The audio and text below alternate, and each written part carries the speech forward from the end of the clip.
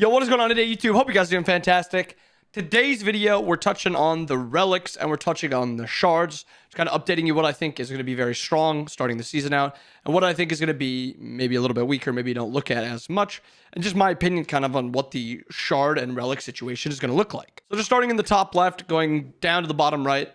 Very simple for most of them. Aegis, entirely unchanged other than you have only the one option for Aegis. The one thing I wanted to be noted to before I even get into like all the relics is one, relics can upgrade automatically now from killing minions or assists on minions. It says it right here. Kill or assist minions to upgrade this relic for free. And then when you're at the tier 2, when you need to get to tier 3, you have to deal instances of damage or crowd control to enemy gods to upgrade this relic for free. So you can upgrade them literally without doing anything other than just having it in your shop and playing the game. Starting with Aegis of Acceleration, it's the exact same as old Aegis of Acceleration. There's no more Aegis of Judgment. Build it if you have to. If you're a backliner, you need the immunity, movement speed, stuff like that. Very simple. Touching on this one in beads because these ones are the easiest ones. Literally the exact same thing.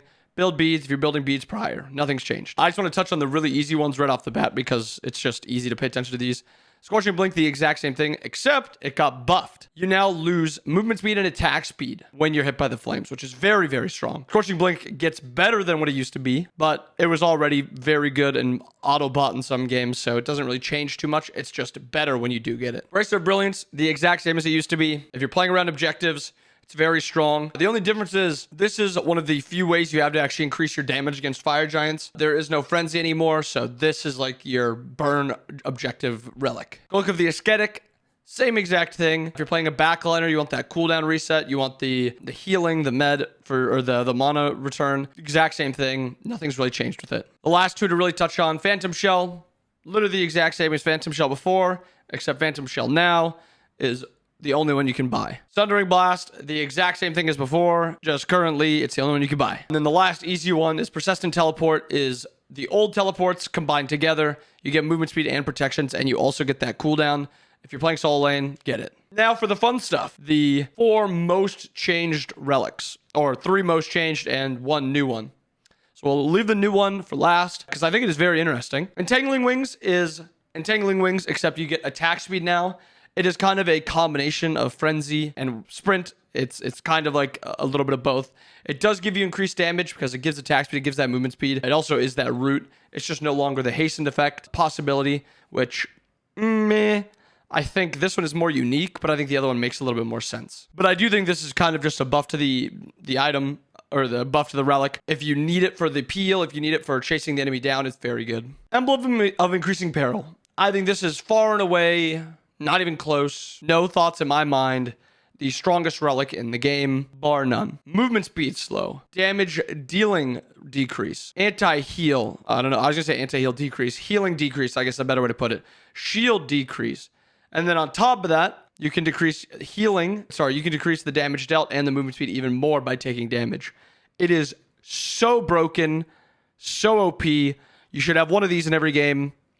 Solo laner or support, usually support, but it is unbelievably busted. Thorns of Judgment, really, honestly, a good change. I think it is a interesting take on Thorns. It is now you get mitigation when you pop your Thorns, and then you taking damage, you absorb all that damage, and then after 3 seconds, you explode and throw that damage out around you, so the enemies can actually Aegis it. It also gets decreased cooldown by taking auto attack damage. It is actually in an interesting spot. I think it does actually do its job now. It is kind of like Aegis of Judgment combined with Thorns. I mean, it does up to 25% of an enemy's max health, which is kind of crazy. I think I have to test with it a little bit more, but I would not be surprised at all to see Thorns of Judgment used. That's my opinion of it. Blessed Barrier, which is just Divine Barrier's upgrade. This is now a wall that you can place down that decreases the enemy's damage from auto attacks coming through it and increases your auto attacks that pass through it. So it's very good on objectives. It's very good for sieging. It's very good for kind of peeling yourself because it is almost horrific. But it is, I think it's a little strange to use. I think it was somebody in my chat kind of came up with the idea that, like, what if you just placed it on the wave, like you just automatically kind of win lane with it because your autos are passing through doing more, their autos are passing through doing less. It's like, yeah, that's actually an interesting take, but I mean, at the end of the day, would you rather have that or horrific? Give me horrific. I'm curious to see how this will play around sieges. Curious if it would be better than like the bracer or better than like a sprint. It is something that gets placed down and the enemy can kind of avoid it, and it doesn't do anything with abilities, so meh.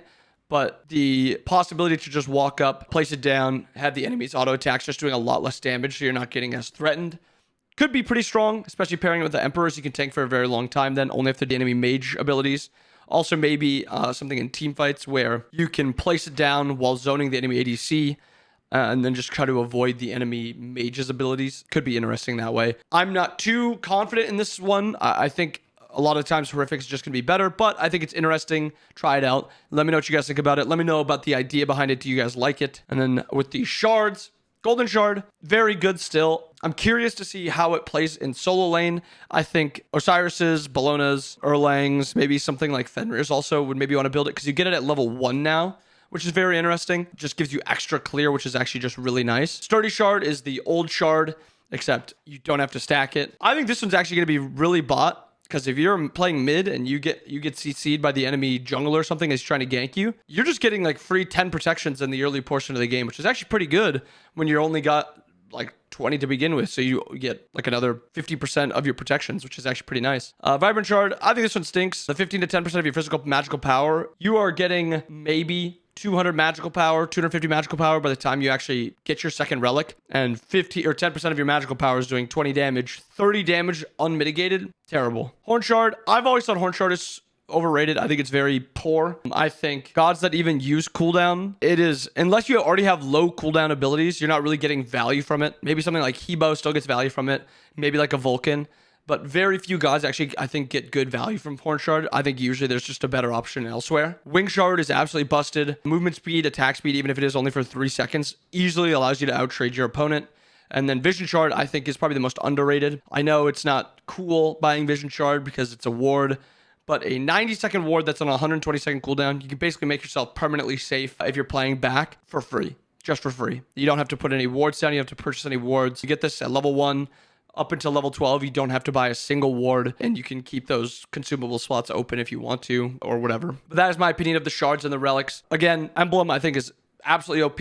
I think Bracer Med are still going to be very good. I think Winged, Heavenly Wings, I think is fine. But I really want to try some Shield of Thorns because I think this one could be pretty sick. But there it is. I hope you guys enjoyed the video. I know my voice is starting to get a little bit better, but it's still not perfect. Hope you guys enjoyed it. Hope you guys have a wonderful rest of your day. I'll see you guys again next time. Peace.